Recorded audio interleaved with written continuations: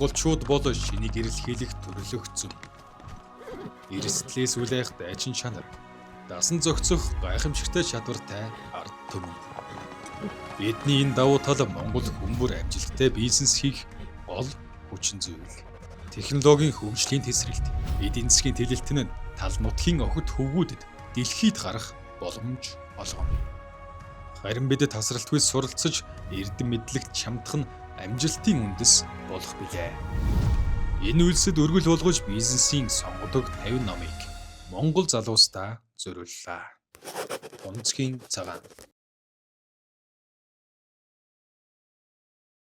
Сайн байцгаана уу эрхэм үзэгчдээ. Өнөөдрийн хүндэт зочин бол Монгол улсын шинжлэх ухааны академийн гишүүн, эдийн засгийн шинжлэх ухааны доктор, улсын их хурлын гишүүн асан Бакайгаа өргөдөн ирсэн байна. Тэгээд өрлөх хүлээж авч хүрэлцэн ирсэнд их баярлалаа. Тэгээд та үзэгчтэй хандаж нэмж өөрийнхөө олон цоолгоншгаасаа хэлэх зүйлөө үйл бас нэмж хэлэхгүй юу. За баярлалаа. За юуны өмнө энэ их сонирхолтой нэвтрүүлгийн ээлж дугаарт бас намайг тоож урьж ярилцлага авч байгаа та бүхэнд танаа хамт олонд баярлалаа. За мэдээж би бас их олон гоншинтай. Тэр болгоныг л ингээд хэлэхгүй бол цаг өрнө. Тийм учраас тэрийг ойлгох уу да. За. Агипарин Бакен эдийн засгийн шинжлэх ухааны доктор, профессор, академич цалтай бөгөөд мал аж ахуйн эдийн засаг, хөдөө аж ахуйн доктортой хөгжлийн чиглэлээр 30 гаруй жил судалгаа шинжилгээний ажил хийсэн Монгол улсын тэргүүлэх эрдэмтэн юм. Тэрээр хөдөө аж ахуйн сургуульд багшаас эхлээд тэнхмийн эрхлэгч, проректор, судалгааны төвийн захирал зэрэг удирдах албан тушаалыг тасралтгүй хашиж ирсэн бөгөөд 2023 оноос шинжлэх ухааны академийн харьяа хөдөө аж ахуйн шинжлэх ухааны академийн ерөнхийлөгчөөр ажиллаж байна. Түүнчлэн Бакен 2004-өөс 2008 болон 2012-оос 2016 онуудад Монгол Улсын их хурлын гишүүнээр 2 удаа сонгогдож, Улсын их хурлын байгаль орчин, хүнс хөдөө аж ахуйн болон төрийн байгуулалтын байнгын хорооны даргаар тус ажиллаж, улс орны нийгэм эдийн засаг, хөгжлийн олон чухал хууль хөтөлбөрийг батлуулахад голлон оролцсон төр нийгмийн нэрд зүтгэлтэн билээ. Тэгэхээр өнөөдрийн ярих сэдэв маань Chandler-ийн бичсэн The Managerial Revolution in American Business гэдэг Америкийн бизнест менежерийн хувьсгал өгсөн энэ сонирхолтой ном байгаа. Тэгэхээр та энэ ном зохиолын тухай зохиолыг уншаад ямар сэтгэл төрөө үзэгчдэд хандаж нэг шинжлэх ухааны үндсэлтэй нэг тайлбарлаж өгөөч. За баярлалаа. Би бол хэдийгээр бизнес эрхэлдэггүй ч гэсэн яг эдийн засгийн ухаан, за тэгээд менежментийн шинжлэх ухааныг сонирхож судалдаг. Бас зохих хэмжээгээр хичээл зааж байсан хүний хувьд бол энэ бүтээлүүд бол үнэхээр их бизнесийн шилдэг 50 бүтээлийг монгол хэлнээ хөрвүүлж нийтийн хүртэл болгосон нь бол үнэхээр маш хэрэгтэй, усаагаар шиг хэрэгтэй юм бүтээл болсон байна гэж олзуурхаж байгаа хамгийн түрүүнд хэлье. За тэгээд би бас ер нь оршил бас маягийн ганц нэг өгүүлбэр хэлхийг хүсэж байна. Тэрний өгцөр ер нь бол манай улсад Монголд бол энэ аливаа судалгаа гэдэг бол их эрэлт хэрэгцээнд нийцсэн ийм нарийн судалгаа байх ёстой байгаа юм л да. Манай судалгаа ингэдээ бол ингээд ерөнхий хийгдээд байдаг.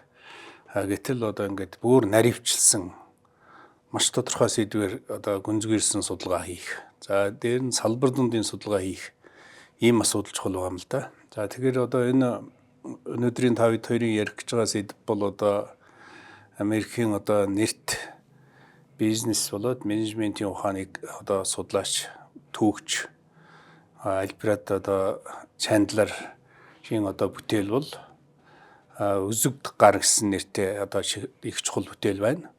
За энэ бүтээл дотор бол маш олон сайхан санаанууд гарч ирсэн. Тэгэхээр энэ дээр бол энэ ягаад тэр хүн өөрөө түүхч мөртлөө бизнесийг, эдийн засгийг судлаад тэгээ сонирхолтой маш их дүгнэлт, зүй тогтолыг илрүүлсэн юм бүтээл байна гэж харж байгаа юм л да. Ерөөс ингээл Адам Смитийн үл үзэгдэх гар гэл тийм ээ. Эрэлт нийлүүл зах зээлийг зогсуудаг гэж ингэж ярьдаг байсан.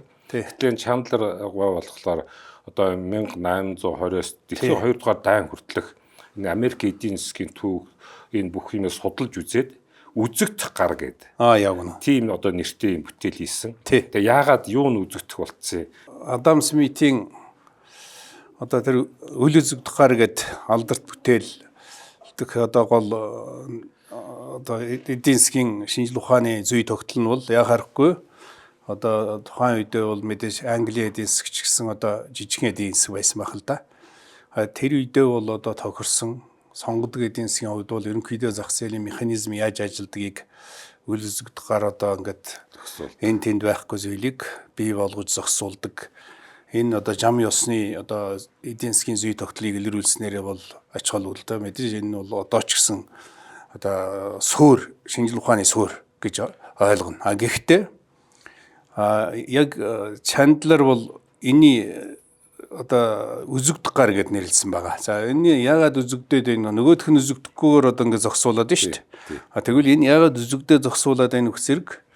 Ерөөсөө энэ менежер гэдэг хүн тэр одоо менежментийн шинжлэх ухааныг яг бизнес дээр одоо хэрэглэхдээ нийтэд дэл дод хэрэглэдэг нэг талаар бүгдээрээ харагдаж байгаа. Гэхдээ тэгсэн мөртлөө тэр одоо зах зээлийн үл үзэгдэх гарыг орлох хэмжээний тийм зогсуулт болсноор одоо энийг үзэгдэх гар гэж нэрлсэн байгаа юм. Өөрөөр хэлбэл орчин үеийн эдийн засгт бол тэр одоо зах зээлийн ерөнхий зүй тогтолын зэрэгцээ хамгийн гол нь одоо том компани корпорациуд дээр бол одоо менежментийн үүрэг их чухал байна. Энийг гүйцэтгэж байгаа менежерүүд бол тэр одоо ингээд үзэгдэх гараараа одоо баг зах зээлийн одоо харилцааг зогсуулж байна гэж дүгнсэн байгаа юм. Энэ бол яа харахгүй үнэхээр одоо чухал дүгнэлт гэж хэлж байгаа. Тэр одоо өмчлөгч урд нь бол яг өмчлөгч өөрөө менежлэл явдаг байсан. Энэ Америкийн том зах зээл ингэж өргөгдсөн, бас дэд үтс хөгжсөн. Энэ бас нөлөөлсөн хүчин зүйлүүдийг тэгэхээр тэр Чандлер бол энэ судалгаагаа бол үндсэндээ тэр дэд үтс за тэгээд нефт үйлдвэрлэл төмөр зам гэдэг одоо томоохон дэд үтсийн хүрээнд болоод том үйлдвэрлэлийн хүрээнд одоо ихэнхдээ судалгаа хийсэн. За энэ судалгааныхаа хүрээн дээр бол энэ гол одоо юу гэсэн дүгнэлт хийсэн бэсэр өмнө нь бол одоо ингээд үндсэндээ газрын эзэн гэдэг юм эсвэл одоо хөрөнгө капиталын эзэн нь голдуу тэр бизнесээ өөрөө мэддэг, зогсуулдаг. За тэгээд тэрний доор ажиллаж байгаа менежерүүд бол ажилтнууд бол үндсэндээ хөлсний хөдөлмөр маягаар одоо үндсэндээ баг идэхгүй үүрэг гүйцэтгэдэг байсан байна л да. Тэгвэл одоо орчин үед бол тэр эзнээс зүгдээстэй тим менежер гэж байхгүй. Эзэн нь одоо байсан ч байгаагүй ч эзэн нь одоо магадгүй одоо бурхан болсон ч гэсэн тэр одоо том хэмжээний бизнес бол тасралтгүй урт хугацаанд үргэлжилдэг ийм одоо асуудлыг гагцгүй тэр чадварлаг менежерүүд авч явдаг гэдгийг л одоо илэрүүлж гаргасан байгаа юм л да. Адам Смитийн үл үзэгдэгч гар гэдэг нь эдийн засгийн хамгийн алдартай ойлголтуудын нэг. Энэ нь зах зээл дээр хүмүүс өөрийн ашиг сонирхлыг дагаж үйлдэл хийхэд нийгэмд нийтдээ ашигтай үр дүн бий болдог гэж үзсэн. Өөрөөр хэлбэл хинч төвлөрсөн байдлаар удирдахгүйч зах зээл өөрөө тэнцвэрээ олж чадна гэсэн санаа юм. Харин 20 дугаар зуунд Альфред Чандлер энэ ойлголттой зэрэгцүүлж бодит эдийн засаг дээр бүх зүйл тийм өөрөө зохицдог биш гэдгийг харуулсан үзэгдэгч гар номоо бичсэн бөгөөд энэ номдоо орчин үеийн эдийн засгийг зах зээл бус харин томоохон байгууллагуудын удирдлага менежмент чиглүүлдэг гэж тайлбарласан. Чандлерийн хэлснээр аж үйлдвэрийн хувьсгалын дараа үйлдвэрлэл асар том хэмжээтэй болж зах зээлийн энгийн нэрэлт нийлүүлэлтээр бүхнийг зохицуулах боломж багассан. Үүний оронд том компаниуд бий болж тэдгээрийн дотоод зохион байгуулалт, төлөвлөлт, менежерүүдийн шийдвэр эдийн засгийн урсгалыг тодорхойлох болсон. Энэ нь үзэгдэгч гар буюу бодитоор харагдах, хүний оролцоотой удирдлага гэсэн утгатай.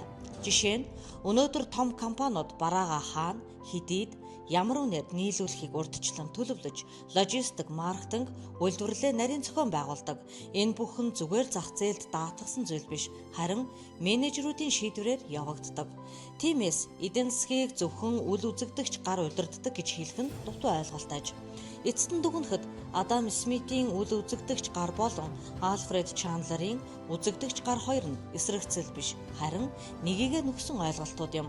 Зах зээл тодорхой хэмжээнд өөрөө зохицдогч орчин үеийн эдийн засагт байгууллагын удирдлага, стратеги, менежмент маш чухал үүрэгтэй болсон байна. Тэгээд бас Америкийн нэгдсэн улс чинь дэлхийн 2 дугаар дайн хүртэл тэр урт хугацаанд их олон одоо зовлон, сойролт, туршилт явагдаж байгаа. Сүүлдээ зах зээл нь том болоо. Тэр чинь олон мууж улс. Тэгээд бас дид үтсэн ингээ хөгжөөд эхлээч одоо нэг хүн ч юм уу нэг өмчлөгч, нэг энтерпренер бол хийхэд хэцүү. Тэгээд ирэхээр бас ингээд менежерүүдийг гаргаж ирээд тэгээд тэр хүмүүс юм тогтолцоо бий болгоод тэгээд одоо таны хэлдгээр эзэн байсан ч байгаагүй ч одоо явдаг юм. Одоо менежментийн капитализм одоо яг тийм одоо шин ийм ойлголтыг бий болгож харж чадсан байгаа юм л да, тийм ээ. Тий. Өөрөөр чандлаар бол энэ одоо бүтээлийнхээ явцдаа бол үндсэндээ менежментийн хувьсгал одоо гарч байна гэж дүгнсэн байгаа байхгүй. Тий.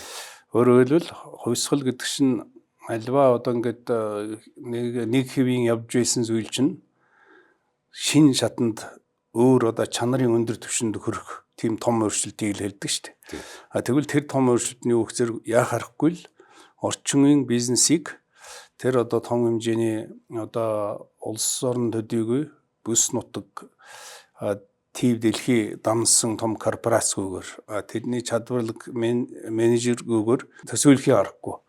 Тийм учраас энэ одоо зүй тогтлыг бол аяндаа л одоо тэр зах зээлийн мэдээж хэдийгээр зүй тогтол үйлчилж байгаа ч гэсэн хамгийн гол нь тэр том компаниуд чинь одоо масс хэмжээний одоо бүтээгдэхүүн үйлдвэрлэдэг гол онцлог нь бол бөөнөр одоо стандартчлагдсан их хэмжээгээр стандартчлагдсан том бүтээгдэхүүн үйлдвэрлэдэг. Тэрийг стандартчлагдсан одоо хэмжээгээр суугаар одоо түгээдэг. Үр ашигтай. Зардал хямд, зардал багасна. Хэрэглэгч ч гэсэн хэрэгтэй, үйлдвэрлэгч ч хэрэгтэй. Альж талаараа бол үр ашигтай тийм бизнесийг бүтээж байгаа учраас энэ бол яа харахгүй орчин үед бол энэ бизнесийг бол энэ хувьсгалын замаар одоо ингээд нэгэнт гарсан тэр үрдэнг одоо нийтээрээ бол энэ цаашдаа түгээн дэлгэрүүлэх ёстой гэсэн санаа дэвшүүлсэн байна л да. Ялангуяа өнөө цагт тийм ээ.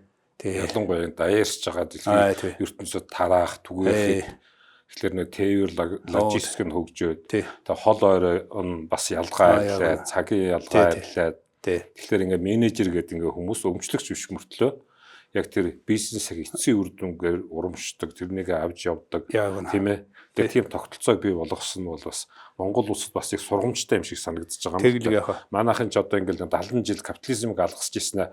Буцаад одоо капитализм руу орохоо одоо ямар капитализмаар явах юм бэ гэдэг ингээд бас өнгөрсөн 30 гаруй жилд нэлээд туршлага хоримтлуулсан. Тэгэхээр одоо яаж ийм нөхлөөр бас ингэ үе солигдох тийм ээ. Эзэн өмчлөгч нар солигдох.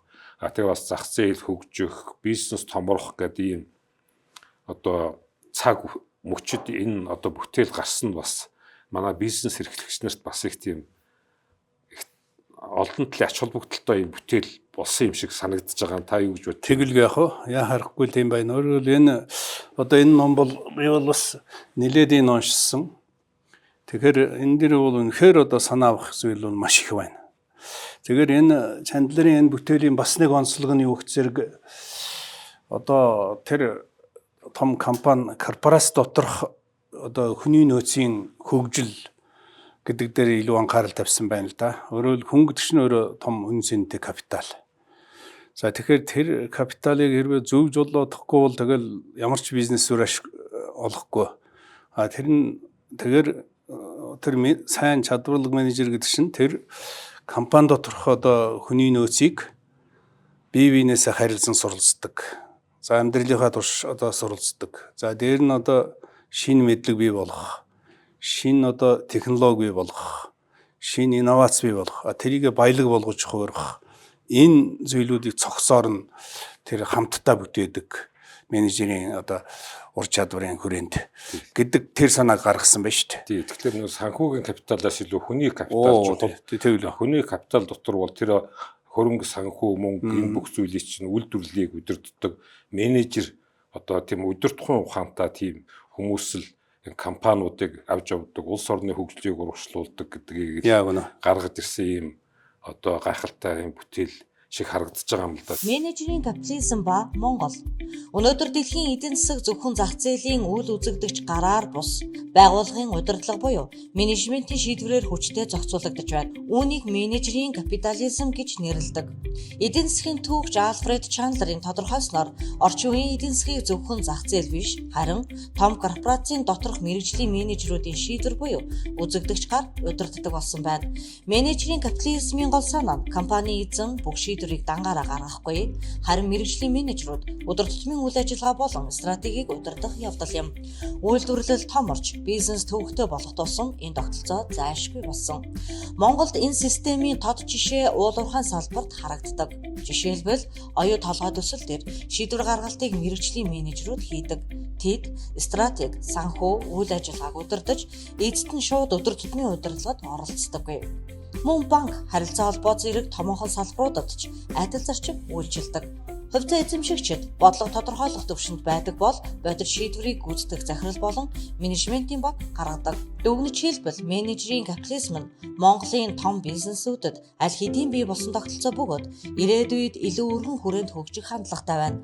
Үүнийг зөвхөн хөгжүүлэхийн тулд мэргэжлийн менежерүүдийг бэлтгэх, ил тод байдлыг нэмэгдүүлэх, доктортой институцийн орчин бүрдүүлэх нь чухал юм. Тэгэхээр энэ Монголд ер нь одоо ямар хуу байна вэ? Ер нь та одоо судалгаа хийдэг хүн. Монгол улс одоо зах зээлийн харилцааны шинжлээд дарий одоо ингээд 36 жил болчлоо. За хүний одоо амьдралын мөчлөгөөр одоо зөвхөд хүний нэг үе гэдэг чинь 25 жил тий. Нэг үе үндсэндээ дуусаад дараагийн 2 дахь үеийн дундаа орчиж шít бас баггүй хугацаа гэж хэлж болохоор. Энэ хугацаанд бол мэдээж одоо яг манай оронд бол зах зээлийн харилцаа төлөвшөх шатанда хэдийгээр байгаа ч гэсэн одоо хэд хэдэн том сорилтууд байна гэж энэ номыг уншсны хүрээнд би дотроо бодсон л да. За хамгийн нэгдүгürt бол энэ сэтгэлгээний өөрчлөлт гэдэг чинь нэрээс хамгийн гол асуудал байна. Өөрөөр хэлбэл зах зээл төлөвшөж байна уу юу гэдгийг хэмжих нэг гол зүйлт бол тэр зах зээлийн харилцаанд оролцож байгаа, зах зээлийг бүтээж байгаа, баялаг бүтээж байгаа хүмүүсийн өөрсдийнх нь сэтгэлгээний том өөрчлөлт гарч ийн үгүй юу. Өөрөөр хэлбэл тэр сэтгэлгээнд өөрчлөлт орсон тохиолдолд л жинхэнэ зах зээлд төлөвшсөн байх гэж бид үзэх ёстой байх гэж бодож байна. Тэгэхээр энэ бол их удаашралтай явж байна гэж нэгдүгээрт бодож байна. Тэгэхээр энэ дээр бол яг мэдээж одоо аяндаа амьдрал өөрөөч сургах бах хамгийн гол нь бол хийх ажил их байна да. За хоёр дахь асуудал бол тэр менежерүүдийг яаж бэлдэх вэ гэдэг асуудал. Бүр тэрнээс илүү ач холбогдолтой байна л да.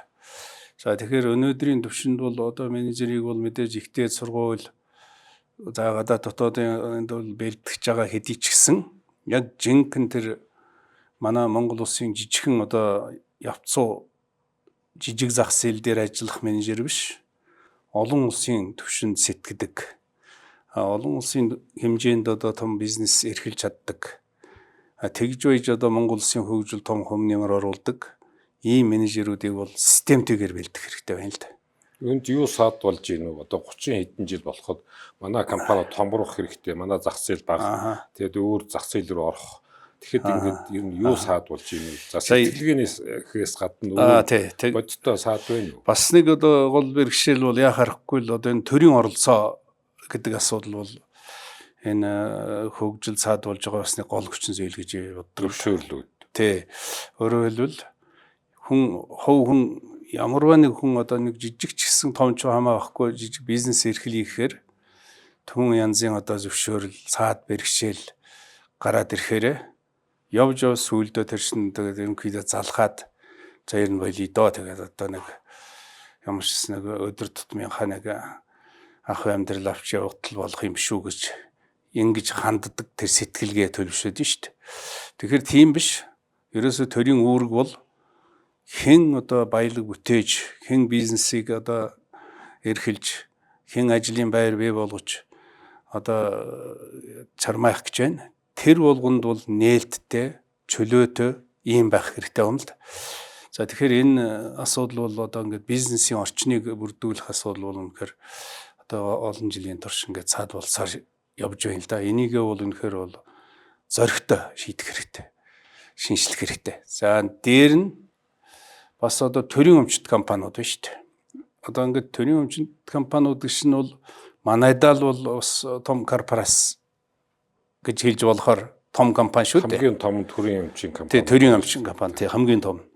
Гэтэл төрийн өмчийн компани яагаад тэр менежмент нь сайн болохгүй байна гэдэг асуудал байх нь шүү дээ.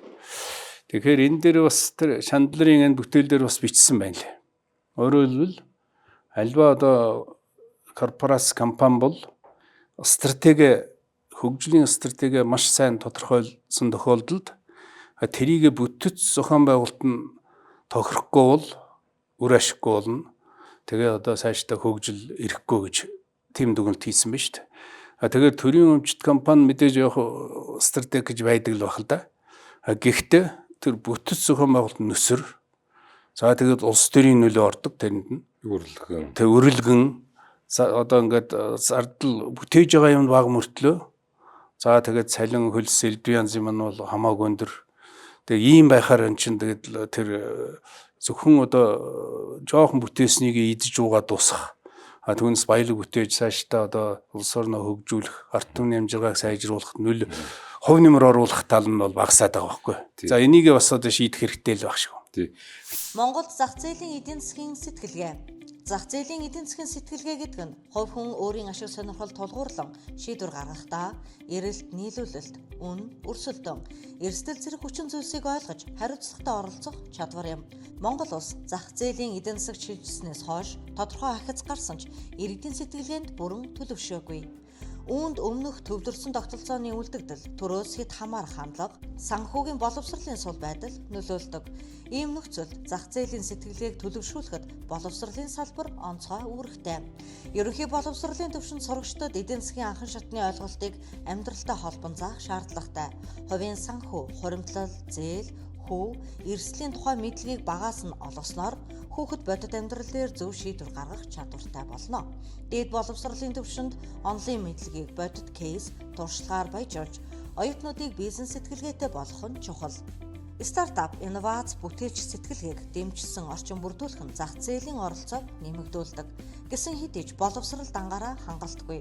Хууль эрх зүйн тогтвортой орчин, шударга өрсөлдөөн, өмчийн эрхийн баталгаа зэрэг нь зах зээлийн сэтгэлгээг боддоор хэрэгжих нөхцөлийг бүрдүүлдэг. Хэрвээ дүрм журам докторгүй байвал хүмүүс эрсдэл үүрхээс зайлсхийж зах зээлийн эдвэх буурдаг. Иймээс Монголд зах зээлийн эдийн засгийн сэтгэлгээг төлөвшүүлэхийн тулд боловсрол, бодлого, институцийн орчныг уялдуулан хөгжүүлэх шаардлагатай байна. Боловсрол нь мэдлэг хандлагыг бий болгодог бол бодит орчин нь түүнийг хэрэгжүүлэх боломжийг бүрдүүлдэг. Эдгээр нь харилцан уялдаатайгаар хөгжснөөр зах зээлийн сэтгэлгээ нийгэмд доктортой суурших боломжтой юм. Тэгэхээр ингээд одоо бид нар капитализм тэгэхээр энэ менежерийн капитализм гэж хэлж болохоор одоо энэ Америк чөлөөт нэг хувийн өмчтөр суурилсан учраас л капитализм байгаа шүү дээ тийм ээ. Төрийн өмчтөр суурлах юм бол төрийн одоо өмчийн компаниуд тий шал өөр улс төр болоод явчихдаг. Тэгэхээр энэ ингээд номыг ингээд уншиж байхад зүгээр надад ийм бодогдсон л та ингээд өмчлөгч гэж байна. Өмчлөгч гэж байна. Энтерпренер гэж байна. Энтерпренер гэхээр одоо шинэ бизнесийг санаачилдаг. Тэгэхээр менежерүүд тэр санаачилсан бизнесийг цаашаа тууштай тогтвортой авч явдаг. Ийм бас хөдөлмөрийн хуваартай. Тэгэсэнд бол одоо нэг одоо төлөөлөн өдрөгцөө үлдээр дамжуулдаг нэг өмчлөгч нь ингээд шууд оролцдоггүй. Хэрвээ тэгэх юм бол сайн менежерүүд нэг эдийн засгийн үр ашиг, компани ашиг орлого сонирхолтой учраас тэрэндээ тогтвортой ажилладаг. Тэгэхээр ингээд одоо капитализм чинь ингээд хөгжөөд одоо ингээд одоо 200 жил одоо болж ийн гэх юм уу да энэ хугацаанд бол ингээд явсаар байгаад ингээд өөр ингээд удирдлагын шал өөр түвшинд гарч ирж юм л да. Тэгэхээр энэ бусад оронд яаж хөгжсөн замыг ингээд харах юм бол одоо Монгол улсын төр засгийн ч гэсэн бизнес эрхэлж байгаа хүмүүс нь ч тэр менежерүүд нь ч тэр ингээд яг байр байран дээр ингээд очиж байгаа бол Монгол бас нэг хурдан хөгжих, тэлэх ийм их бололцоотой улс шиг харагдаад байгаа юм л да. Яг л тийм. Тэгээ тантай санал нэг байна л да. Ерөнхийдөө бол тэр корпорац дотроо ч гэсэн хөдөлмөрийн хуваар байх нь шүү дээ. За одоо яг өмчлөгч эзэн бол өмчийнхээ ерөнхийд нь бол хяналт тавих хас биш. Өдөр тутмын тэр одоо менежментийн асуудал баг оролцохгүй. Тэрийг жинхэнэ тэр авьяас чадвартай чаддаг менежерээр удирдуулад технологио бас жинхэнэ одоо тэр орчин үеийн технологиос мэсэн үнээрээ удирдуулад тэгж байж л явах юм байна л да. Тэгэхээр энэ дээрээ бол тэр хүний нөөцийг бүрдүүлэх асуудал бол бас одоо их чухал байх шиг юм. Тэр талын бас нэг санаа бичсэн байна л да. Өөрөөр хэлбэл одоо хэдийгээр хувийн компани корпорац ч гэсэн хүнийг ажилд авахдаа за одоо ах トゥ хамаатан садан хамаарал бүхий одоо хүмүүсийг авах тэр шалгуурыг огт харгалзахгүй гагцгүй авьяас чадвар Тий. ийг л харгалзаж байж Тэр энэ авдаг. чинь бас сонирхолтой бастай Dupont гэх тэр том корпорацт Тий. чи гэр бүлийн хүмүүсээр ажиллаж болно. Ажиллах юм бол тэр ажилд орох юм бол заавал одоо тийм алдартай тийм инженерингийн Яг үнэ. тийм сургууль төгссөн хүмүүсийг л ав Тий. гэдэг. Хамаатан садан гэдгээрээ биш. Хамаатан сад ажилд орж болно. Тэгэхдээ ийм одоо сургууль төгссөн хүмүүсийг авна гэдэг бас тийм шаардлага тавьж байсан тийм жишээ бол байна л л дээ. сонирхолтой. Тэгэхээр одоо Монгол улсад бизнесийг хөгжүүлэх бол яа харахгүй л одоо тэр иймэрхүү одоо тодорхой шалгууруудыг бол яг бодит ажил гэр дээр бизнесийн үйл ажиллагаа нэвтрүүлэх хэрэгтэй л байна л да. Тэгээ одоо энэ учир бол одоо ерөнхий сайд их хурлын дарга байх үеэс эхлээд ингэж чөлөөлий хөнгөлий гэд ингэж олон их гоё сайхан зүйл ярьж ийн л да. Тэгээ энэ бол ингээ хэрэгжүүлэх гоё. Чөлөөлийн Монголын шин засгийн газраас дэвшүүлж буй бодлогын нэг чиглэл бөгөөд эдийн засаг, төрийн үйлчилгээ, бизнесийн орчныг илүү чөлөөтэй, саад багтаа ил тод болгоход чиглэсэн хөтөлбөр. Гол агуулга нь иргэд бизнес эрхлэгчдэд тулгардаг зөвшөөрөл, лицензийн илүүдэл дарамтыг бууруулах, төрийн үйлчилгээг захимжуулж хурдан хялбар болгох, авилга хүн сурталыг багасгаж ил тод байдлыг нэмэгдүүлэх, хувийн хвшлийн оролцоог дэмжиж эдийн засгийн идэвхжлийг нэмэгдүүлэх зорилготой. Хөтөлбөрөөс хүлээж буй үр дүн бол нэгдүгээр олон шат амжилттай зөвшөөрөл лицензийг цөөлөх, шинэ бизнес эхлүүлэхэд зарцуулах хугацаа зардлыг багасгах, жижиг дунд үйлдвэр стартапуудад илүү уян хатан орчин бүрдүүлэх замаар бизнес эхлүүлэх, явуулахад илүү амар болгох, хоёрдугаар татварын системийг илүү энгийн ойлгомжтой болгох, давхар татвар, ил тод бус төлбөрүүдийг бууруулах, хөрөнгө оруулагчдад ээлтэй орчин бүрдүүлэх замаар илүү их хөрөнгө оруулалт татах боломжийг нэмэгдүүлэх. Гуравдугаар үйлчилгээг бүрэн онлайнаар авах боломж нэмэгдэх, бичиг цаас, очир дарааллыг багасгах, төрийн иргэний харилцаа илүү хурдан, шуурхай болгох замаар цаг хэмнэж хүн сурталчилгааг багасгах. Дөрөвдүгээр шийдвэр гаргалтыг нэлээд болгох, албан тушаалтны дор мэдэн саатуулдаг процессыг багасгах, хяналт хариуцлагын тогтолцоог сайжруулах замаар авилга бүхий шудраг орчин бүрдүүлэх.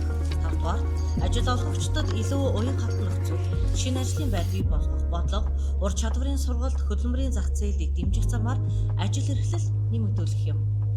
Тэгээд би нэг хөгжилтэй нэг болсон түүхийг хэлье. Одоо яаж ингэж бизнесийг эрхчлөөтэй болгох юм бэ гэхээр тэгээ миний нэг таньдаг хүн нэг хуульч тэгээ бас нэг хүнтэй цуг нэг Америкт нэг бас нэг газар тариалалд эрхлэх гэсэн часрагны аж ахуй эрхлэх гэсэн бодолтой хүн туслахаар нэг 10 хоногийн томилт аваад явсан байгаа. Тэгээ Америкт очиод тэгээ очисон чи ийм газар авъя гэсэн. За тэгсэн чи очоороо гэсэн. Их нэг гадраас 2 хоног дээр нь очисон чинь маа гэдэг нэг газрынх нь ингээд лицензийг өгөөд одоо эрхийн бичгийг өгөөд тэгээ ингэсэн гэж байгаа. Та энэ газар дээр одоо ямар ч одоо зүйл одоо ургамал тариалж болно. Хар тамхи мансуурал бодисын зүйлийг л тариалж болохгүй. Хэрвээ тариалах юм бол зөвшөөрөл авч иж тариал. Ойлгосон уу? Ойлгосон. Гар усрал. За энэ газар дээр та одоо ямар ч байшин барьж болно. Барилга барьж болно. Тэгтээ юу гэсэн бэ гэхээр суурийг нь байшингийн суурийг нь яг мэрэгжлийн компаниар одоо бариул суур фундаментыг нь тэгээд цахилгааны одоо дид үтсийг нь мэрэгжлийн компаниар хийлэг. Ойлгосон уу? Ойлгосон. Гар усх зуруулаад маа гэдээ явуулсан. Тэгээ нөгөө нэг тэр газрын эрх шилжүүлэх юм чи баах уданд гэдэг 10 хоногийн томилтоо магадгүй сунгагдана гэж бодож очисон чинь 2 хоногт дууссан. Тэгээ тэр үеэс сүлд ингээд хийх юм олдохгүй ингээд баахан бар ресторан цэцэрлэгт хүрээд ингээд явж байгаад тэг хугацаанаас буцаад ирсэн байгаа байхгүй юу. Тэгэхээр одоо юу гэж хэлж ийм нөхлөөр энэ одоо Монгол улсын засгийн газрын бизнесийг ингээд хөгжүүлээ, эрх чөлөөг нь олгоё гэвэл бараг тийм бүртгэлийн ч юм уу тий зөвшөөрлийн биш бүртгүүлэл бизнес эрхэлдэг тийм юмар л одоо явахгүй бол Монголд бол үнэхээр энэ барилга барих ч одоо ингээд зөвшөөрөлд ингээд авах одоо 400 хэдэн хоног явж шаардагдаж байна гэж байгаа. 400 хэдэн хоног яг ном журмаар нь явбал. Тэгэхээр одоо энэ зөвшөөрлийг чөлөөлөе, багасгахыг гэдэг дээр үнэхээр тийм одоо өөр энэ номны хэлдгээр тийм хувьсгал одоо зөвшөө одоо төрийн ингээд нэг энэ оролцоог багасгасан хувьсгал хийх юм бол монголчууд чинь бизнес эрхэх сонирхолтой, бүгд баяжих, бүгд одоо мундаг болох сонирхолтой. Тэгээ бас нас залуу. Тэгэхээр энэ одоо энэ номыг одоо манай ирэх барьж байгаа шийдвэр гаргаж байгаа хүмүүс унших юм бол үнэхээр тийм бизнес эрхчлөөг одоо чөлөөлж өгвөл үнэхээр бас ингээд мундаг одоо менежерүүд Монголоос гарах боломжтой. Тэгээ сайн менежер бол бас гадаад ажиллах боломжтой. Би нэг удаа нэвтрүүлэг үзчихсэн л дээ. Тэгээд Рио Тинтод ажиллаж исэн нэг Баатрин Болд гээд би бол одоо бизнес өмчлөгч биш, эзэмшигч биш. Би бол зөвхөн менежер. Тэгээд тэр хүн чинь ингээд олон улсын менежер хийж штеп. Хэл ус мэдлэг боловсролтой. Тэгээд та чинь боловсролын салбарт олон жил ажилласан. Тэгээд боловсролынхоо чанарыг сайжруулад бизнес эрхэх чөлөөг нээгээд өгөх юм бол одоо тэр менежер нь бол зөвхөн Монгол компаниудыг одоо томруулах, гадаад гаргахаас гадна гадаадад ажиллах одоо олон улсын тийм корпорац болох ийм одоо боломж харагдсан л да. Баатрин Болд нь уулуурхай болон банкны салбарт олон жил ажилласан олон улсын түвшний туршлагатай Монгол менежер юм. Тэрээр бизнесийн стратеги хэлэлцээр олон улсын хамтын ажиллагааны чиглэлээр мэргэжсэн бөгөөд томоохон корпорацийн түвшинд ажиллах чадвар манлайлалаараа танигдсан. Олон улсын корпорацид ажилласан туршлагатай стратегийн түвшний шийдвэр гаргалтанд оролцдог Монголын уулуурхайн салбарын хөгжлийн төлөөлөл гадаад дотоодын орчныг холбох чадвартай менежер бөгөөд Монголын залуу мэргэжилтнүүдэд олон улсын түвшинд ажиллах боломж, ур чадвар, сэтгэлгээг үлгэрлэж буй төлөөлөл гэж үздэг. Таны энэ хоёр санаа хэллээ шүү дээ. За эхний санаа бол тэр одоо чөлөөлөе гэдэг тэр засгийн тэр бодлого гэж. За энийг бол би одоо мөн адилхан би ч гэсэн бол хүсэж байгаа. Өөрөөр хэлбэл бизнес эрхлэх одоо тавигдах шаардлага шалгуур нь маш тодорхой. Тэр нь нэлээд тод, хүнд сурталгүй, тэгээд нийтэд хүртээмжтэй байх юм бол ерөөсөө магадгүй одоо хагасжилд бүтдэг ажлыг хагас өдөрт бүтээдэг тийм одоо бизнес эрхлэх одоо замын юм нь бол одоо богиносох тийм шийдвэрийг бодиттой хэрэгжүүлэх хэрэгтэй. Бүртгүүлдэг тий. Бүртгүүлээ тэгэл болоо. Бүртгүүлээл болоо. Том ялгаа байгаа шүү дээ. Бүртгүүлээл болоо тий. Тийм бизнес эрхлэх гэж байна гэл. Тэгэл өгөөл болоо. Бүртгүүлээ тийм ээ. Тэгэхээр эндээ бол би өнөхөр бол өсөж байна. Тэгэхээр одоо энэ төр засаг бол одоо ингээд яг нарийн дээр бол одоо улс төрчид одоо баялаг бүтээдэг гэхээсээ илүү баялаг бүтээгчдийг дэмжих юм бол улс төрчдийн одоо улсын хөгжилд оруулж байгаа хувь нэмрийн тэрл байх гэдэг юм л да. Тийм учраас энийг бол зоригтой хийгээсэй л гэж би хүсэж байгаа. За хоёр дахь асуудал бол та түрүүн хэллээ. Үнэхээр одоо тэр одоо сайн чадвартай менежер бэлдэх чадах юм бол энэ бол баг одоо хүмүүн капиталыг экспортод гаргах бас том боломж байна шүү дээ. Өөрөөр тухайн хүний эзэмшсэн толгойд нь байгаа тэр чадвар одоо авьяасыг хинч булааж авч чадахгүй. Тийм учраас тэр бол тэр хувь хүний өөрт нь сайн сайхан амьдрахад нь хэрэгтэй гол хүчин зүйл байхын зэрэгцээ улс орноо хөгжүүлэх, тэндээ хувь нэмэр оруулахд бол асар том капитал байхгүй юу? Тэр одоо оюу толгой, таван толгой одоо уурхайн орд. Өндөр оюунтай хүн бэлтгэх. Тий. Тийм учраас өндөр оюунтай одоо тийм толгойнуудыг олноор бэлдэх хэрэгтэй байна. Нүүдэлчид чи ер нь ингээд хилний авьяастай гэж би боддоо шүү дээ. Нүүдэлчид ингээд байгальтай ойрхон болоо ч юм уу. Хилний авьяастай.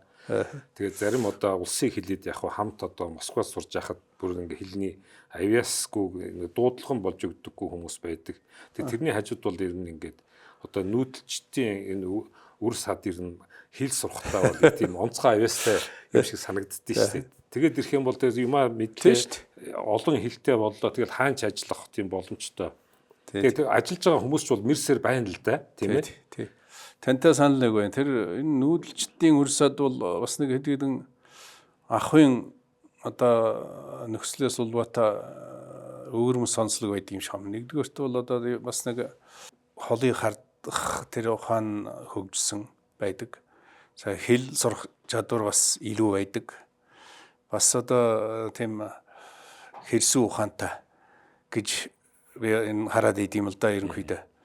Яг ингээд нэг тал талаас хязгаарлагдсан 4 хан дотор өссөн хүүхэд бол бас хараахан ч бас тэгж чаддаг юм шиг байна. Мэдээж тэрний дотор бол агуу улсууд бол байгаа л да, тэр бүгдийг нэг хэсэг шиг. Ерөнхий нэг нийтлэг шинжин тийм болов уу гэж боддог юм л да.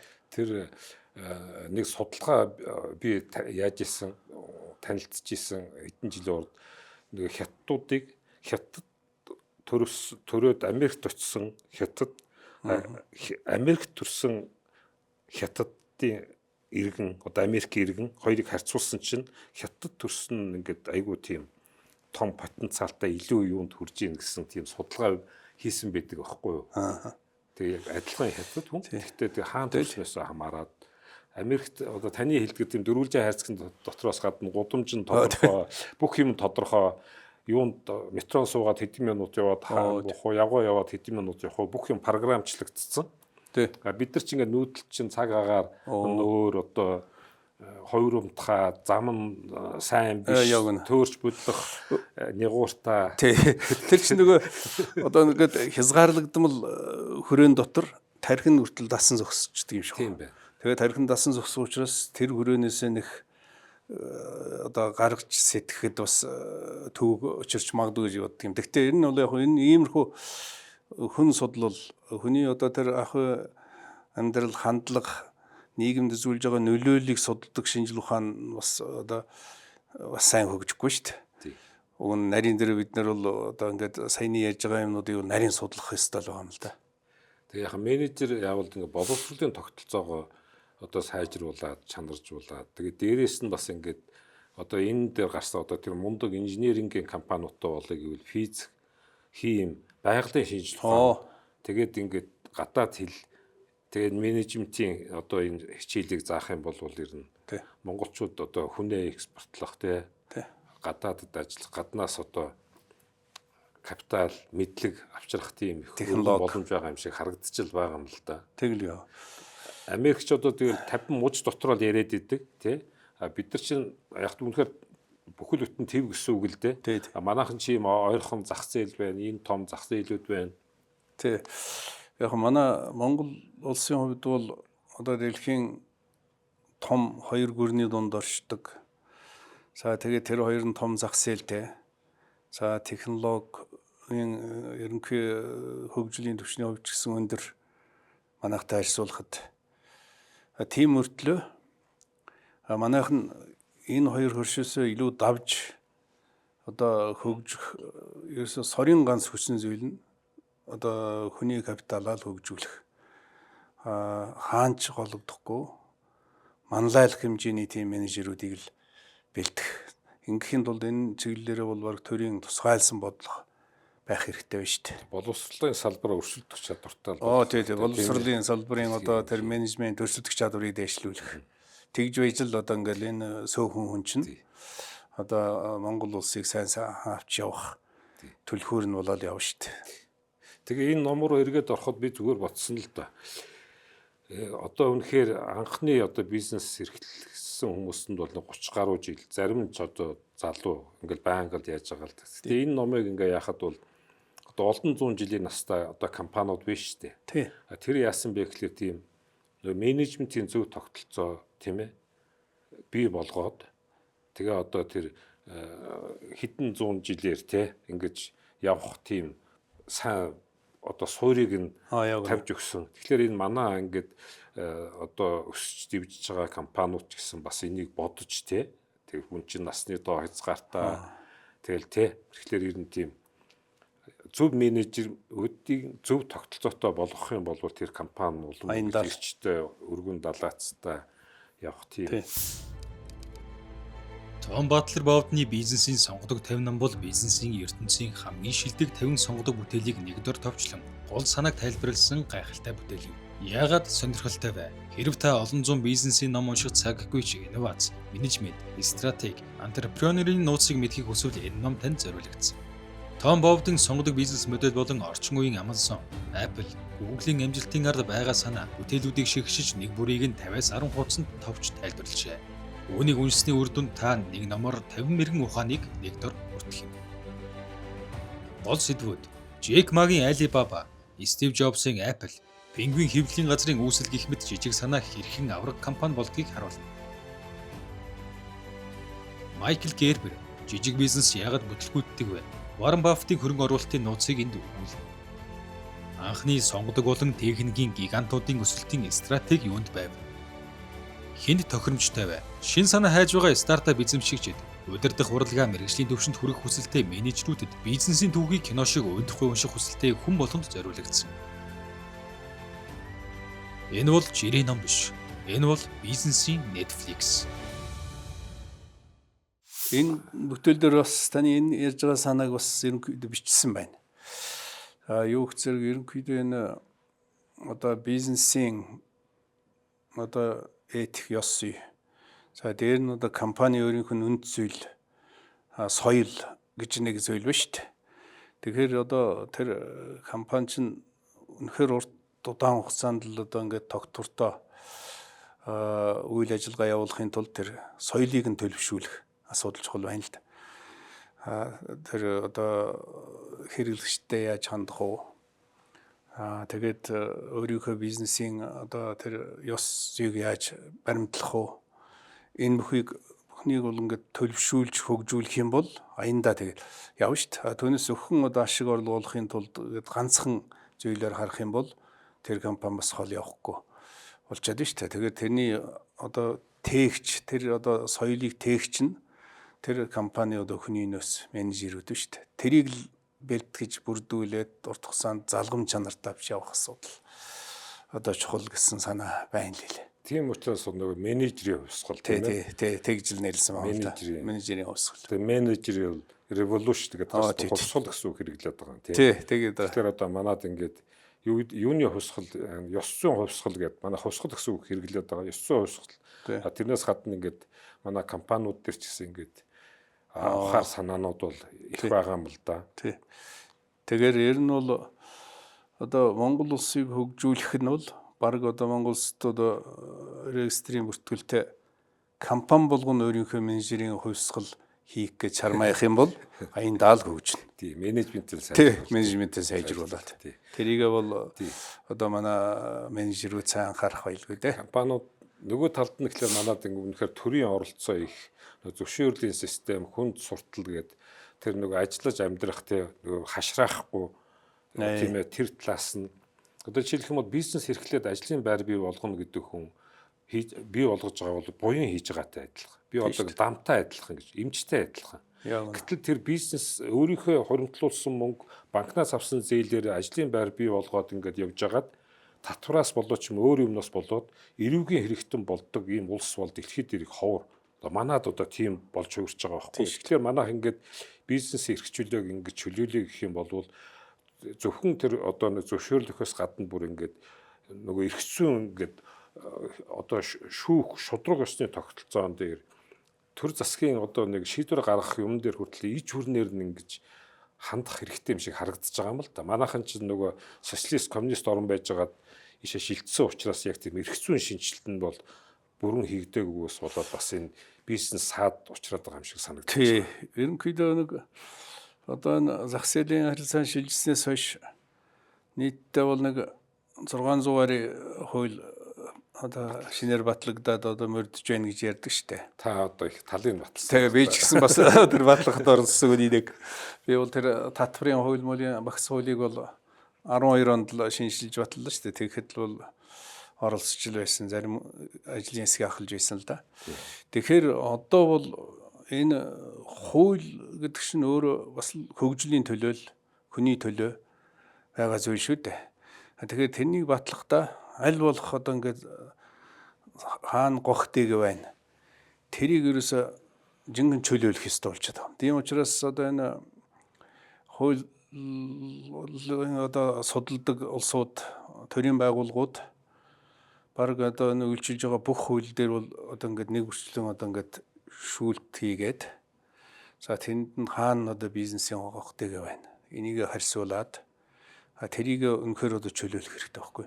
Ийм зүйлээсээ л эхлэх хэрэгтэй. Одоо хиймэл оюун ухаанаар баг дорн л давхад л тэр бол дороогаар одоо илүүрэх болчиход байгаа шүү дээ. Хүсэл байна уугүй гэдгээр асуудал байгаа. Ерөөсөө зориг байна уу? Хүсэл байна уу гэдгээс тэрний сул дээр гар ажиллагаа Хиймэл оюун гэхчээр одоо би бол боддог байхгүй. Одоо ингээд хэрвээ би одоо ингээд яг одоо л жинхэнэ залуу байсан бол мөн ч сайхан үе ирж байна да. тэр залуу л биш. Тэгээ яг одоо тэгээд насны үед бол одоо бас залуучуудаа харьцуулахад хэлж штэ. Тэгээ их гоё юм болж штэ. Хиймэл оюун гэдэг чинь үнэхээр одоо бол ямар ч одоо ажлыг бол маш богино хугацаанд бүх мэдээллийг ашиглаж агаад богино хугацаанд одоо ингээд хүнд гоё юм хийгээд өгч штэ. Тэгэхээр энэ боломжийг бол төрийн байгууллагууд бас ашиглах хэрэгтэй байна л да. Тэгж ойж жишээл одоо ингээд үнэхээр одоо бизнес эрхлэхэд ямар хуулийн ямар заалцаад болж байна. За тэгвэл тэрийг аваад ичиж болно шүү дээ. Тэрүүн шиг амарх юм бол байхгүй тий. Тэгэхээр нэгдүгээр энэ хүсэл хэрэгтэй төр засаг. Тий. Одоо хувийн компаниуд хиймэл оюун ухаан ашиглаад эхэлсэн. Тэгэхээр төр засаг дээр одоо энэ хиймэл оюун ухааныг ашиглах тэрний хэрэглээд хэргийг гаргах тий. Тэрний хэрэглээд нь орон тоон хэвээрээ байгаад байвал хэрэггүй шүү дээ. Тэгэхээр баг 10 хүний 100 хүний хийх ажлыг чинь баг 1 цагийн дотор хийчихэж байгаа юм чинь тийм ээ. Тэр доороо хийчих. Тэгэхээр одоо энэ Чандрын номноос хойш бол үнэхээр ингээд хиймэл оюун ухаан ингээд цоошин зүйл гарч ирсэн. Тэгэхээр одоо тэр мундаг менежерүүд ингээд хиймэл оюун ухааныг ашиглаад тэгээд ингээд төр засгийн дэмжээд явбал бас их хэрэгтэй юм өөрчлөлт ирэх байлгүй дээ. Ер нь тийшээ явж байгаа л гэж бодож байгаа шүү дээ. Монголын заяа их одоо зөв зүгүүрүүд явж ийл гэж үзэж байгаа. Тэгээд монголчууд бас ингэ залуу хүн амтаа сурах мэдэх бүтээх эрмэлзэлтэй тийм. Чөлөөлийн хөтөлбөр ба эрх зүйн шинтгэлийн аж холбогдол. Монгол улсад хэрэгжиж буй чөлөөлийн хөтөлбөрийн гол зорилго нь бизнесийн орчныг сайжруулж, эдийн засгийн өсөлтийг дэмжих явдал юм. Энэ зорилгын хамгийн чухал суурь нь эдийн засгийн бодлого биш, харин эрх зүйн доктортой орчин юм. Зах зээлийн эдийн засаг үр ашигтай ажиллахын тулд өмчийн эрх хамгаалагдсан, гэрээний хэрэгжилт тодорхой, шүүхийн шийдвэр шударга, хурдан байх шаардлагатай. Эдгээр нөхцөл бүрдээгүй тохиолдолд бизнес эрхлэгчид эрсдлээ сайж, хөрөнгө оруулалт буурдаг. Өнөөдөр Монголын бизнесийн орчинд зарим хүндрэл байсаар байна. Тухайлбал хууль тогтмол өөрчлөгдөх, төрийн зохицуулалт давхцах, зөвшөөрөл авах процесс төвөгтэй байх зэрэг нь бизнесийн эдхийг сааруулж байна. Мөн шүүхийн маргаан удаашрах, хэрэгжилт жигд бус байх нь итгэлцлийг бууруулдаг. Иймээс эрх зүйн шинтгэлд дараах зүйлсийг онцгой анхаарах шаардлагатай. Нэгдүгээрт, хуулийг доктортой байлгаж урт хугацааны бизнес төлөвлөлт хийх боломж бүрдүүлэх. Хоёрдугаарт, төрийн шийдвэр үйл ажиллагааг ил тод болгож, авилгын эрсдлийг бууруулах. Гуравдугаарт, өмчийн эрхийг хатуу хамгаалж, хөрөнгө оруулагчдын итгэлийг нэмэгдүүлэх. Дөрөвдүгээрт, шүүхийн системийг хурдан, шударга, мэргэжлийн болгох. Эдгээр өөрчлөлтүүд хэрэгжснээр Монголд хөрөнгө оруулалт нэмэгдэж, бизнесийн орчин сайжирч, ажлын байр бий болох нөхцөл бүрдэнэ.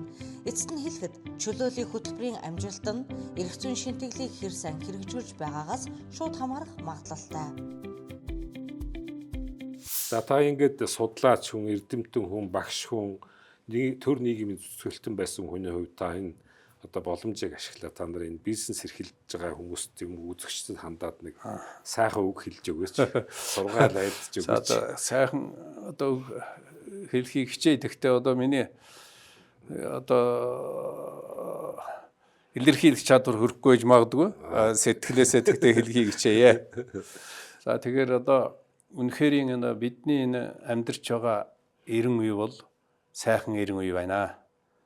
Энэ бол хүчин зүтгий гэсэн сэтгэл гаргасан хэн боловч одоо өөрийнхөө ажил үйлсийг маш сайхан амжилттай авч явах том баялаг бүтээх тэгээд нийтэд одоо хөв хүртэх ийм одоо буянтай үйлс бүтээх ийм 90 үед бид амьдарч байна.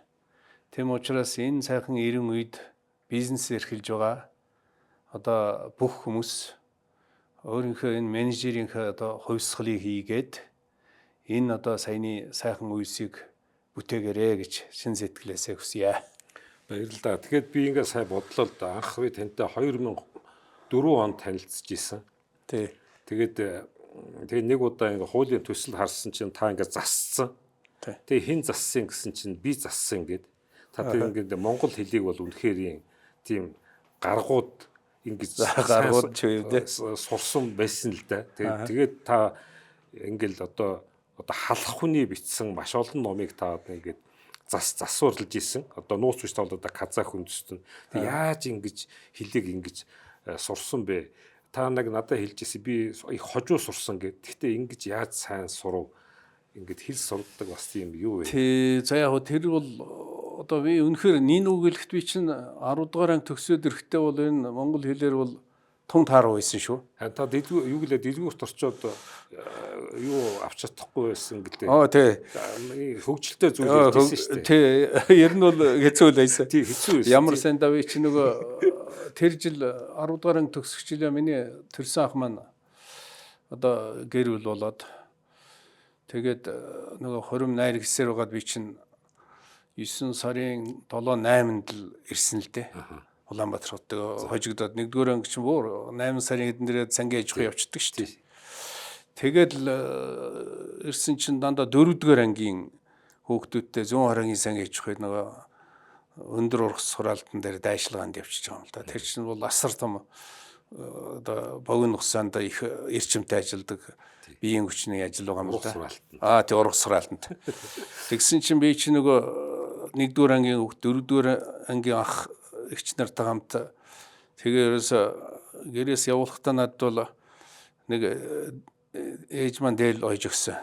За энийг чи одоо ингээд одоо бас даарч болохгүй. За тэр нь тоошороо ажил хийхэд бас байнга өмсөж байгаа. Тэрийг халуун ч гэсэн тэгэл тэрийг ингээд нэг дээлтэйг зүтгээд ийсэн байгаа. Тэгсэн чинь нэг 2-7 хоног өнгөрсний дараа нөгөө ах чинь иш нар надад халамжлаад гэсэн. Гэхдээ чи ингэж зүтгэж болохгүй шээ. Яас их одоо ингээд ажилсаг тэгж болохгүй. Чи бас амрах сагтаамар бидэнд тайлах нь яв. Тэд нар бол намайг дарамтлаж байгаа юм бохоо анч халамжлаад. Тэгээд надад бас одоо ингээд тэгэхэд би бол ерөөсөө нэг тэр 10 жил суралцж байхдаа адилхан монгол хэл өссөн мөртлөө нөгөө орчин байхгүй байсан юм байна. Тэгээд ерөөсөө ганцхан сар нэг ах эгч нарт ингээ харьсаад ганцхан сарын дотор ярианы хэл бол мундаг болчихгүй. За тэгээд бичгийн хэлний хувьд бол одоо яг миний багш нар их сайн байсан. Одоо яг ингээ бичгийн орчод роютон байхтай. Тэгээд тэд нар шинэ нөгөө нэг одоо реферат бичүүлнэ. За курсын ажил бичүүлнэ. Дипломын ажил бичүүлнэ. Илтгэл тавиулна. Тэр үед бас сургалтын чанар бас гайг байсан юм шиг боддгий. Тэгээд би өөрөө ч бас хичээгээд тэгээд одоо аль болох одоо нөгөө грамматикийн алдаа гаргахгүйгээр бичгийг хичээдэг байхгүй. Тэгээд яг ерөнхийдөө тэр сурсан дээр нь одоо надад бол энэ хэл гайгүй эзэм шихэд бол мэдээж багшийн ажил. Залуу багш нь одоо ингээд дөнгөж багш болол 2-3 төрлийн хичээл, шинэ хичээл заана. За тэр нөгөө хичээлээ одоо оюутны өмнө маргааш одоо ингээд бүтэн 90 минут оюутны өмнө гарч хичээл лекц унших шиг хэцүү шүү дээ. Тэр үед одоогийн шиг компьютер байхгүй. За шохоо самбарл байна. Үзэг цаасл байна. Өөр их байхгүй. Тэгээд л одоо шөнжөнгөө сууж нөгөө маргаашийнхаа лекцээ бэлдэнэ. За тэгээд нэг лекц 90 минутанд унших лекц чинь одоо ингээд туржигнт уншиж болохгүй бас нэг тайлбарлана. За тэгээд тэрийг гараар бичээ те. Дооргоо нэг лекц чинь нэг 15-аас 20 хуудас лекц бичнэ шүү дээ. Энэ болгоно бол тэгээд аянд амьдрал өөрөө сургаж байгаа юм л да. Тэ. Тэгээд яг хичээх юм бол хүн хичээх юм бол тэгэл аянда сурдаг юм байна. Сурсан бүрдээ те. Дээр нь би ч нэг 2 дугаар ангид орос хэлний олимпиад гэж явдаг байсан байхгүй. Ихтэй сургуулийн тэрийн ихтэй сургуулийн оюутнуудын дунд. Тэгсэн чинь надад орос хэл заадаг багш бол чи 1-р ангид байхдаа чи эрхчил орос хэлний олимпиадд орно. Чамайг бэлдэнэ гэдэг. Үгүй би одоо чадахгүй гэдээ татгал заад. Тэгсэн чинь үгүй чи заавал хэлсэн гэдэг. Тэгээд одоо яах чарга байхгүй тэгэл зөөрөж чадахгүй тэгээд бэлдсэн л дээ. Тэгээд нэг тэр үед бол нэг олимпиад орохын тулд 40 одоо ширхэг орос хэл дээр байгаа шүлэг зээжиллээ. Одоо Евгений Есенийн өсөксүүлээд одоо Шагана Тимая Шагана тэр бүгдийг сээжилдэн шүү дээ. Тэгээд одоо тэр үед бол Правда гэдэг сонин байна. Тэрийг монгол хэл рүү орчуулна. Үнэн сонин ганцхан сонин байна. Тэрийг орос хэл рүү орчуулна. За ингээд зохион бичлэг бичнэ. Сочинение. Тэрийг ерөөсө текстээр байгаа тэр багшийн ачаар би бол 2 хэл сурсан байна шүү дээ. Тэгээд нөгөө Монгол орос. За яг үе тэгээд одоо орос хэлний олимпиадад орохдоо за энэ онож одоо нүдний улаа болохгүйгээр нэг багшийнхаа ачиг хариулъя да гэж бодоод хичээгээл орцсон чинь тэргүүн байр шалгараад. Тэгэд би бол тэрнээс ямар сургамж юу одоо дүгнэлт хийсэн мэг зэрэг хүн өөрөө хичээх юм бол хэл бол амархан сурах юм байна гэж. Орлого саад орлого гарна. Тий. Хэн гэж хойл усан жаа багш нэг ярьдаг байсан.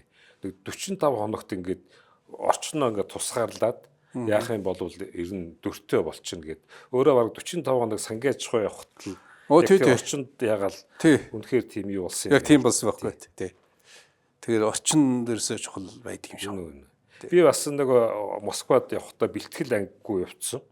Хүмүүс нэг жил бэлтгэл хийгээ явдаг хэлний. Би бэлтгэлгүй явна гэж зөрүүлсээр байгаад очичоод орос хэл байхгүй, орос ойлгохгүй маш хэцүү. Тэгээ би нэгдүгээр курсад төгсчээд ганцаархнаа орос оюутнуудаа Казахстанд нэг 2 сар ажиллаад тийм миний нэг ярианы хэл яг тийм сайжирч исэн тэр санаанд орсон. Яг үнэ. Тэр чинь нь бол нөгөө альва нэг эрэлт хэрэгсэн өдөрдөн шүү дээ. Эдийн засгаар ч гэсэн, ухаанаар ч гэсэн тэр шиг хэл сурах тэр эрэлт хэрэгцээ орчин нөлөөлдөг юм байна. Тэгэхээр одоо манай компаниуд сайн явъя, сайн хөгжиж тууштай яа гэх юм бол сайн менежертэй болох хэрэгтэй юм байна. Ерөөсө хамгийн гол тэр л одоо боловсролын тогтолцоогоо сайжруулах хэрэгтэй юм байна. Тэгээ та одоо багш хүн сайхан үг хэллээ. Тэр төрийн бодлогоос байх хэрэгтэй. Төрийн бодлого байх хэрэгтэй. Тэр төрийн оролцоо багасгах хэрэгтэй. Яг үнэ. Тэр дарамт багасгах хэрэгтэй. Тэр шинжилгээ хийх хэрэгтэй, чөлөөлөх юм хийх хэрэгтэй. Тэгэх юм бол Монгол улс дахиад одоо хурдан хөгжих тийм үүрэгтэй байгаад гэж бодож байна. Тий, яг үнэ. Одоо бас нэг дүгнээр хэлэхэд бол одоо гарт ажил хийж байгаад орсон өргөсийг бол амархан аваад хайчих штэ. Тий. Тэрүүн шиг одоо энэ бизнесийн орчинд байгаа тэр өргөснүүдийг түүгээд авчих хэрэгтэй байна. Тэгэх юм бол тэгэл аяндаа л цэцгэлээд хөгж штэ. Тэгин. Их баярлалаа тань. За баярлалаа. За та бүхэн ч гэсэн их баярлалаа. За баярлалаа. За. Монголчууд бол шинийг гэрэл хийлэх төрлөختсөн. Эрсдлээс үл айх дайчин чанар, дасан зохицох гайхамшигтай чадвартай ард түмэн. Бидний энэ давуу тал Монгол хүмүүр амжилттай бизнес хийх гол хүчин зүйл. Технологийн хөгжлийн тесрэлт, эдийн засгийн тэлэлтэн нь тал нутгийн охид хөвгүүдэд дэлхийд гарах боломж олгоно. Харин бид тасралтгүй суралцаж эрдэм мэдлэгт чамдах нь амжилтын үндэс болох билээ. Энэ үйлсэд өргөл болгож бизнесийн сонгодог 50 номыг Монгол залуустаа зориуллаа. Тунцгийн цагаан